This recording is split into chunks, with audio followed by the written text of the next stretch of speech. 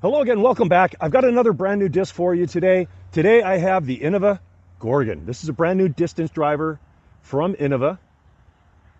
And it has the flight numbers 10, 6, -2, 1, unless you get the GStar. In which case the GStar is actually 10, 6, -3, 1.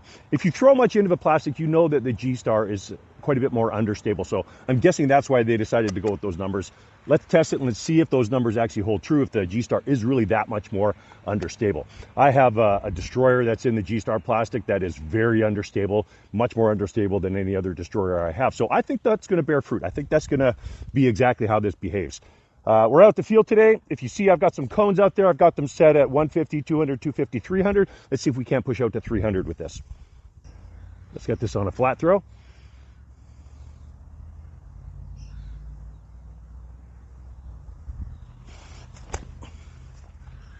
Just a little bit of turnover.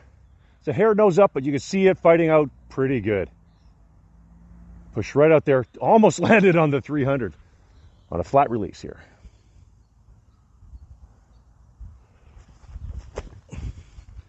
Yeah, you can see how that immediately wants to turn right. And it does fight out a little bit at the end. So for sure, that is definitely a lot more understable. So both of those pushed out past the 300 mark, which is pretty remarkable. I'm pretty happy with how those both came out. But you'll notice on that GStar how quickly it actually turned. So it immediately came up and it was very, very soon came into that turn phase. But it held it. It didn't completely dump out like, say, a Rollo would or even a Mamba. It held that turn. It didn't just go completely over. It held it and actually tried to fight out a little bit at the back as well. So that's very, very interesting. That's good to know. But what you can see here is you have two discs that are absolutely, the numbers are correct. And I'll give you a quick update here. The weights on these were 169 for the GStar, 168 for the Star. So right in the wheelhouse of stuff that I like for weight. One thing I will tell you, though, is that the wing profile on this Gorgon is very different for a 10-speed disc. And I'm going to show you, because they're the same mold, on the Gorgon. So here you can see the comparison of the wings. First, we got the Star. It's got that concave.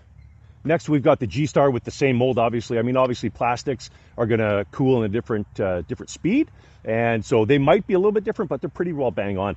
Compare that to the Rollo, which has a very, very similar wing plate to it. Again, that the Gorgon has a very short wing plate. Fingers fit in pretty good. Compare that to the Sidewinder. This is a 9-speed fairway driver that is quite understable. And you can see the difference in the flight plate there. It's still got that concave nature, whereas both the Gorgons and the Rollo have that convex appearance to them. So with how narrow that wing plate is and how that convex nature of that wing plate is, it is very comfortable in the hand. Either when I'm trying to rip on it and I'm gripping over a little bit more, maybe gripping a little bit under, it's got a very, very nice feel in the hand. Let's get these on a hyzer, see if we can get them to flip up.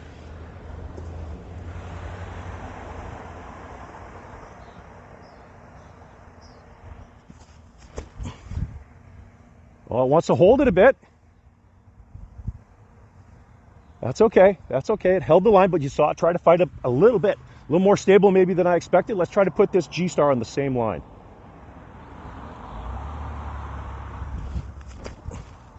And that wants to flip right up to flat. Obviously, I'm going to lose a bit of distance there. But again, you can see on that GStar just how much more it wants to flip up. Okay, so let's try to put these on a bit of an Anhyzer. I know what's going to happen because I've been out in the field and practiced with these before. And actually, with the GStar, I put this on a fairly steep Anhyzer and actually turned into a roller. And, well, frankly, this happened. So I know that we can roll the Gorgon in the GStar plastic. The Star plastic isn't really going to roll very much. Now, if you come to me and say, Chris, you know, I'm just learning rollers. Should I throw the Gorgon as a learning disc? And you absolutely could. In the GStar, it would work for you.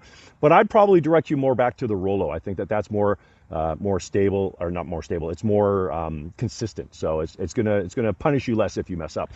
The higher up in numbers you go, the more you get punished for not throwing it perfectly. So, but to that end, we're gonna throw both of these on a bit of an Anhyzer and see exactly what happens. First off, Star plastic on an Anhyzer.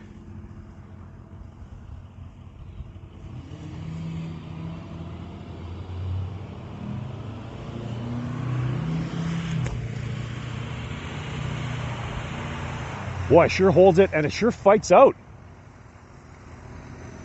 Well, that might not be a -2. That might be a -1. At least this one particularly. Wild.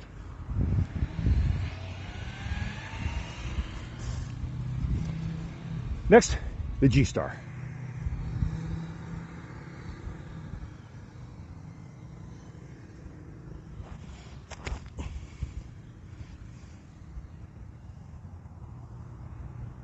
There you go, not quite a roller. Interesting thing though, you saw that come out and it was already on that angle that it had before. And it didn't really want to go much further than that. It kind of wanted to hold that Anhyzer angle. So if you could work with that angle, I'm sure you could use this disc for a variety of shots. Long turnover, stuff like that. Lastly, we're going to try to put these on a forehand. Now, obviously, I'm working on my forehand. It's not spectacular, so I'm not going to put a ton of effort into it. But just so you can have a look and see, we'll see what kind of angle we get on it. I'm going to try to put it as flat as I can, but we'll get what we get. Let's have a look.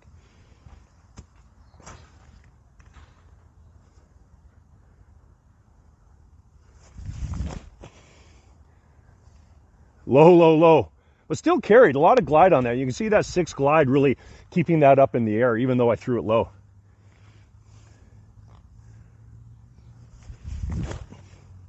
Yeah, and that turned right over. But again, it didn't completely dump out. It got to a certain point and it held that line. That could be really, really useful for sure. So there you have it, the all-new Innova Gorgon. Few notes about this disc and well, the two discs, because they almost behave like two completely different discs. Some of the things I really liked about throwing these is they're controllable. I think that if you're a beginner, if you're say playing an MA3, you're hoping to move up to MA2, you're kind of in that 850 to 875 range rating if you're a rated player. This could be a good way to learn control, because as you saw when I put it on an Anhyzer, it wanted to fight out. So you could control that flight. On a bit of a hyzer, it'll hold it, but it'll still push out. The GStar maybe less so, but again, you could probably turn this into a roller as well pretty easily. Or if you needed to carve it hard around a corner and you weren't confident with your forehand, you could probably get it to do that. It's still going to cut roll a little bit. It won't actually probably fall completely flat like you really wanted to if you're going to do a long turnover, but still very, very usable. Decent distance. We were pushing it out to 300 feet. That's not bad. That's not as far as my biggest distance driver, which is the Westside Destiny, which I can push to 340, 360 if I really need to. The other nice thing is it controllability allows you to really get that full flight out of it. You can get it to carve all the way if you want. You get that nice full S flight out of it. It really is a confidence boost. Some of the things maybe I didn't like about this, obviously it's not the longest distance you're going to get, but that's for me. If someone who might be a tier lower than me, someone that's maybe not as strong, might be able to get that GStar to really flip up and get a nice full flight out of it. So as a 10-speed driver, this is kind of your first step into the 2-number distance drivers, and might give slower arm speeds a really good opportunity to get some distance out of it. The other thing as well, I think the GStar could burn over. You saw that it wanted to hold that Anhyzer line as soon as it turned over. So it's not going to burn itself over right into the ground, but what that tells me is that it's going to be very touchy. You're going to have very little margin for error when you're throwing this. So I wouldn't use this as a primary disc for this slot. I would use this as a backup, a specialty slot. If I was in a position where I needed to have something turn over, maybe even roll, I might reach for this. But it really makes a case for bagging both of these discs. You absolutely could bag both these discs because they're very, very different. All right, well, thanks again for joining me here today on Graybeard Disc Golf. Look for more reviews coming up, more quick rips, and we'll see you next time. Hey, did you practice your putting today? Get out, throw some putts. It'll make you a better disc golfer. Have a good day. Take care. And put on some sunscreen.